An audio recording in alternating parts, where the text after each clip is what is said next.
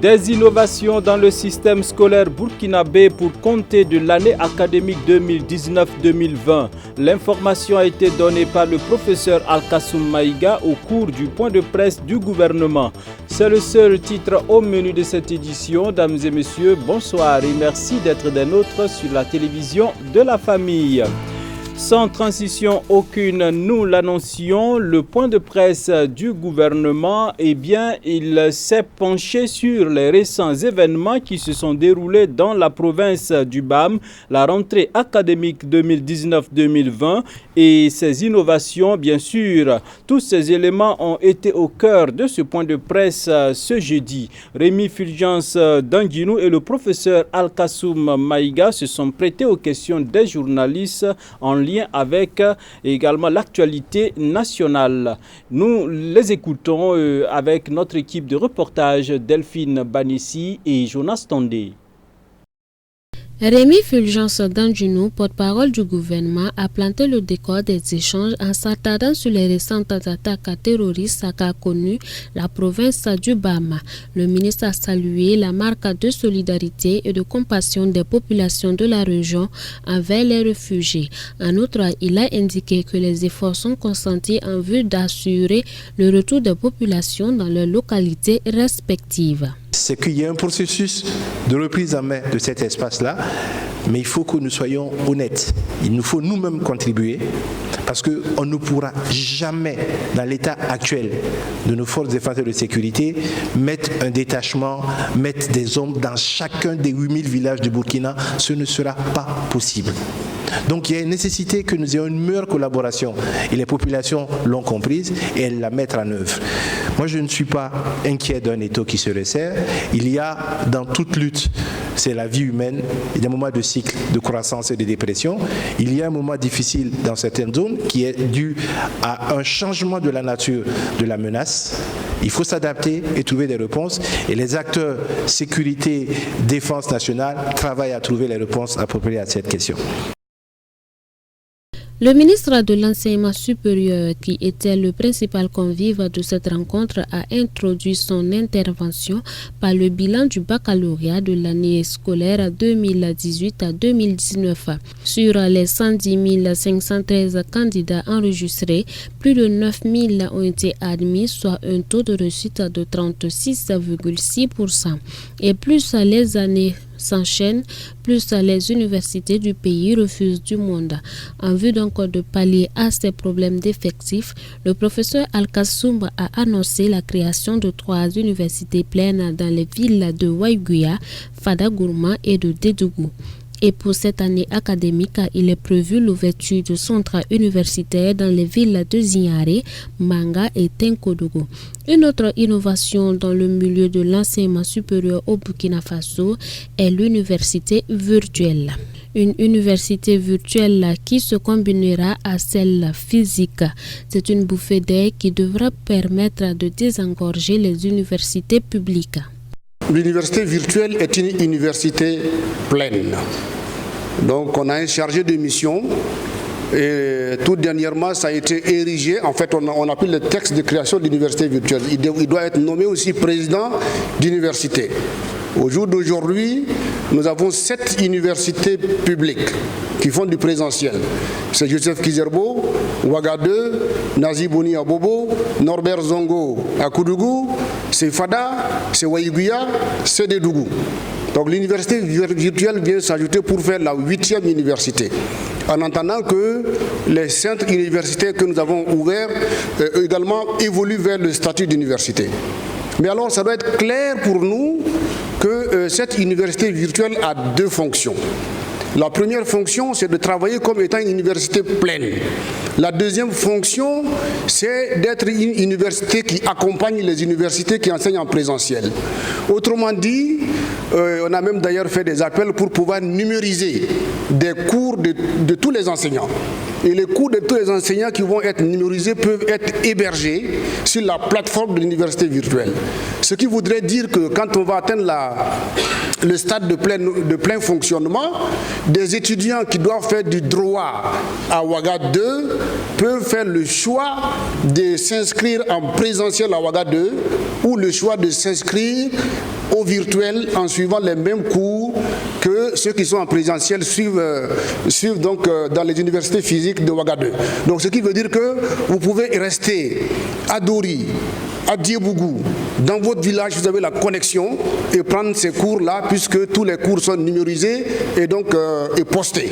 Donc après, il y aura les phases d'évaluation qui vont être organisées. Il faut noter que dans la veine de la collaboration entre l'État et les instituts et universités privées du Burkina Faso, 2000 étudiants seront désormais affectés dans les établissements privés par an à compter de l'année académique 2018 à 2019. Une mesure qui vient aussi désengorger les universités publiques. Le ministre Maïga rassure d'une bonne année académique 2019-2020 et a indiqué que les efforts sont consentis en vue d'améliorer le milieu académique du Burkina Faso.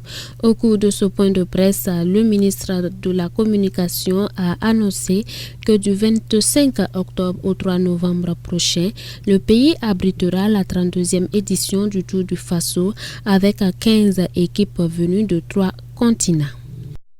Qu'en est-il de la rumeur selon laquelle une base militaire française serait installée dans le Sahel, précisément à Guibo? Rémi Fulgence d'Anguinou affirme qu'il n'y a pas de base militaire française à Guibo. En outre, le porte-parole du gouvernement revient sur le cas du chef de corps de Dédougou. Il a été démis de ses fonctions après une attaque terroriste dans la zone. Suivez. Je dis qu'il n'y a pas de base française installée à Djibo. Il y a des interventions françaises qui sont faites à la demande de l'état-major. Les forces armées françaises, notamment à travers Barkhane, sont intervenues, à ce que je sache, au moins 2 fois dans cette zone. Ils ont fait leurs interventions et les forces sont reparties. Forcément, lorsqu'elles arrivent, elles sont hébergées dans les bases où nos soldats sont. Donc, il faut faire la part des choses. Il y a eu un officier qui a été relevé de ses fonctions. Après, il y a eu tout ce qui a pu être dit dans les réseaux sociaux.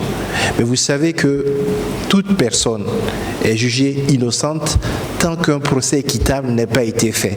On a jugé quelqu'un et on l'a lynché avant même que les forces armées nationales aient fini de faire leurs enquêtes nécessaires sur la question. Et à ce que je sache, à ce jour, en dehors de ce qui a pu être dit sur les réseaux sociaux, les rapports des forces armées ne l'incriminent pas sur quoi que ce soit pour l'instant. Les enquêtes vont se poursuivre. Il a été relevé de ses fonctions parce qu'on estime qu'il y a un certain nombre de dysfonctionnements qui sont certainement de son ressort. Il y a eu un problème. Le chef de l'État, en tant que chef des forces armées suprêmes, a décidé qu'il serait relevé. Je pense que ça a été fait. Mais attention à ne pas jeter dans la thème sur quelqu'un tant que des rapports n'ont pas été faits. Il est important de le dire. Après, on veut des scoops, c'est vrai, mais il faut faire attention parce que malheureusement, ça peut casser et briser un homme et une carrière. Et beaucoup de personnes connaissent la valeur de cet officier-là dans ce que nous avons connu ces 3 dernières années. C'est parti pour les préparatifs de la 10e édition des journées agroalimentaires JAL Ouaga 2019.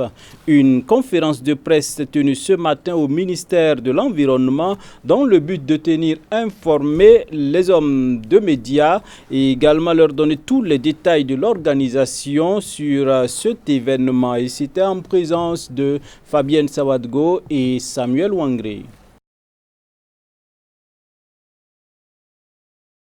Le secteur agroalimentaire est un secteur très porteur, considéré comme un levier important de la transformation structurelle de l'économie burkinabé. Cependant, ce secteur fait face à d'énormes contraintes qui freinent son expansion.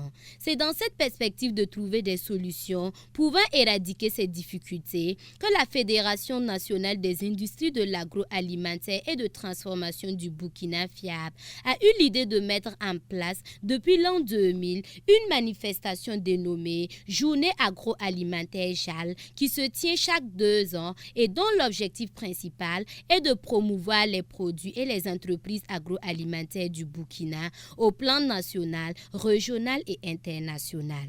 Ainsi, après les 9 éditions passées, les journées agroalimentaires JAL revient pour sa 10e édition qui se tiendra du 4 au 11 novembre 2019 à la Maison du Peuple, placée sous le thème « Contribution de la recherche-développement à la compétitivité des entreprises agroalimentaires du Burkina Faso, rôle et responsabilité des acteurs ».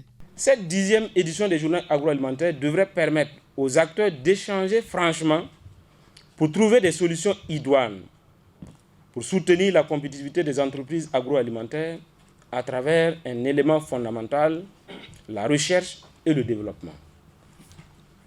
À cet effet, la communication introductive du panel sera assurée par le Centre national de recherche scientifique et technologique CNRST et portera sur le thème de la 10e édition des journées agroalimentaires, contribution de la recherche-développement à la compétitivité des entreprises agroalimentaires au Burkina Faso et en Afrique de l'Ouest, rôle et responsabilité des acteurs. D'éminents panélistes partageront leur expertise et leur expérience en développant 4 sous-thèmes. Plusieurs activités seront au cœur de cette manifestation. Aussi, des conditions de participation sont adressées à l'endroit de tous ceux qui voudrions y prendre part. La journée du samedi 9 novembre, les journées promotionnelles des équipements liés à l'agro-industrie. Nous aurons également les journées dédiées aux enfants, dénommées journées stimuleuses. L'objectif de cette activité, réalisée en collaboration avec le ministère de l'Éducation nationale, de l'alphabétisation et de la promotion des langues nationales, est de stimuler l'amour pour la consommation des produits agroalimentaires nationaux sur les enfants à travers le concept « Consommons ce que nous produisons » et de contribuer à la nutrition saine et adéquate des enfants à travers leur bonne santé. À cet effet, des jeux concours seront organisés à l'endroit de l'ensemble des écoles primaires des circonscriptions d'éducation de base et des établissements d'enseignement et de formation technique et professionnelle dans des disciplines suivantes: le dessin, les sketchs, le récital, l'art culinaire. L'organisation et la supervision des jeux concours est assurée par la Direction générale de l'enseignement et de la formation technique et professionnelle du ministère de l'Éducation nationale. Les conférences panels à la Chambre de commerce et d'industrie du Burkina le mardi 5 novembre 2019. Comment faire pour participer aux journées agroalimentaires? La FIAB met à la disposition de l'ensemble des partenaires des JAL 200 stands au prix forfaitaire suivant. Les stands de 6 mètres carrés à 50 000 francs, stands de 9 mètres carrés à 100 000 francs, un salon professionnel à 150 000, des enclos pour animaux à 25 000, des espaces pour la restauration au prix forfaitaire de 75 000 francs. Les inscriptions se feront auprès du secrétariat exécutif de la Fédération nationale des industries, 6 au 1200 logements, non loin de la pharmacie Dounia. Cette 10e édition des journaux agroalimentaires vise à atteindre d'énormes objectifs, parmi lesquels il y a la création d'un espace de promotion des produits nationaux, susciter l'esprit d'innovation et bien d'autres. En somme, les acteurs nationaux et étrangers des filières agro-silvopastorales seront au rendez-vous de cet événement.